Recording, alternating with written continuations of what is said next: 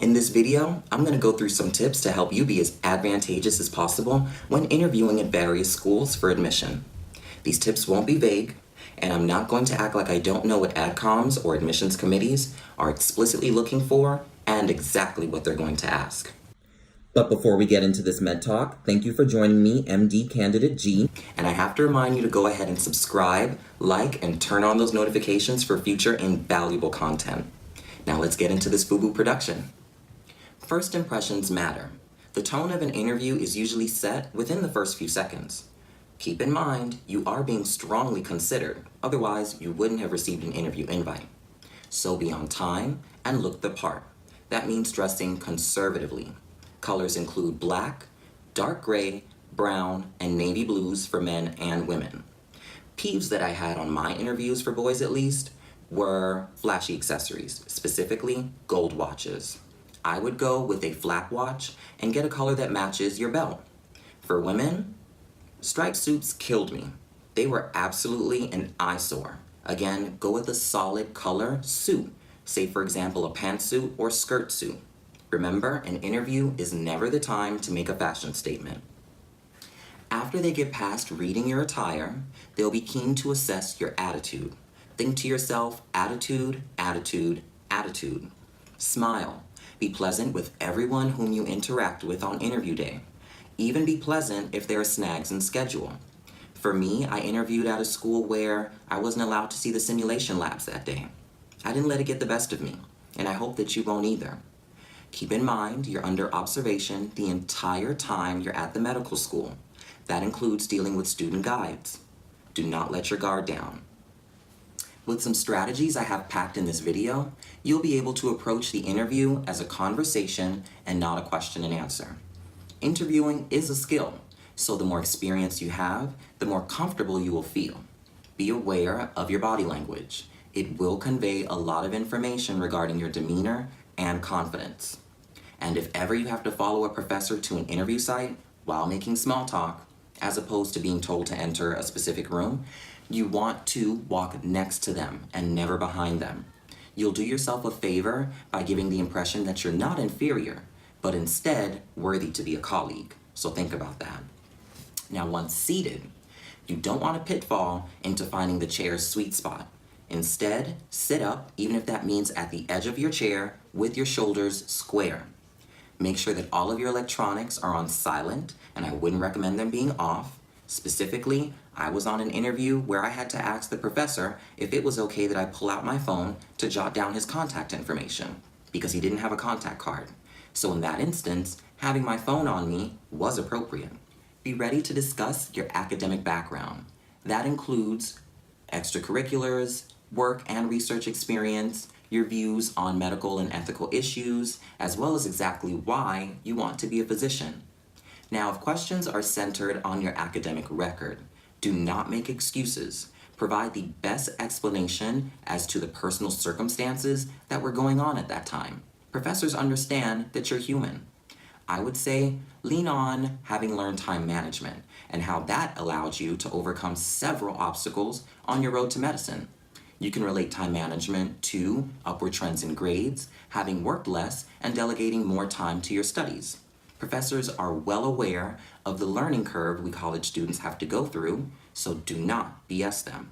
When asking questions to your interviewer, you want to ask questions that are superficially personal.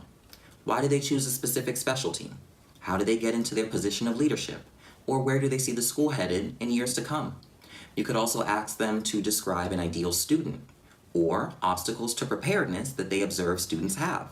You want to bait them. But what you don't want to do is ask questions that can be easily answered by perusing their website or by looking at their brochures. A lot of pre-med offices offer mock interviews, but let's be honest, they're very hard to get scheduled. So I recommend memorizing answers to these 20 questions. Remember when I said you want to approach an interview as though it's a conversation? Well, if you memorize these questions and answers, I almost guarantee a smooth interview for you. Again, having memorized these answers, they'll roll right off of your tongue. You'll seem poised and prepared. And there wasn't a single question on interview day that I couldn't answer. So again, fluidity is key here. You want to be teeming with answers. not asking a professor to ask the question again or sit there saying and. Having memorized these answers behind closed doors, you'd have gotten all of those ums and ands out of the way. You want to present confident and immutable in your pursuit of medicine. Now, a complete list of these questions will be available in the bio, and I'm just featuring a couple of them. But I do want to be transparent. I hated watching videos of people explain that they didn't remember what questions they were asked. I went to a school where I was asked every last one of these questions twice by both interviewers. That says a lot about how many questions they have to ask us. The only deviation from these 20 questions were ethical questions. Those you do have to sit and assess your attitude before answering. Now I have other questions reeling as I speak, so just think to yourself, what can they ask me that I haven't already presented on my primary application, or that I haven't already prepared for? So once you are prepared, print off these questions and give them to a parent. Let them mock interview you. Or text these questions to a friend and you guys can do a mock interview over the phone. At that point, you'd be keen to listen to their questions, comments, and concerns. You want to make adjustments as necessary. But what you don't want to do is ever walk into an interview without ample practice. Now, this next tip is extremely important. It doesn't matter how many interviews you have. I need you to go to every single school and tell every single interviewer that you talk to that that school is your first choice, period. Again, go to every interviewer and explain to them how their school is your first choice. You are your best salesman, and you don't want to miss an opportunity, especially when you just need one acceptance. So you need to drive home to each and every interviewer that their school is your dream school for every reason imaginable. After the interview, you want to shake hands with your interviewer and explain to them your hopes of seeing them yet again. You also want to make sure that you get contact information if they already haven't provided you with a contact card. You're going to need to send them a thank you letter. You can do this two ways. You can send out several thank you letters, or you can just send out one to the admissions committee.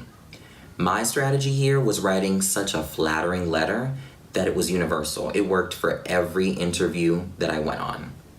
Finally, I just want to say thank you for joining me on my second video. MD Candidate G is committed to answering your questions, comments, and concerns, so please leave them. And don't forget to follow me on Instagram at Dr. Golson for updates that don't make it to YouTube. And as always, best of luck on your roads to medicine.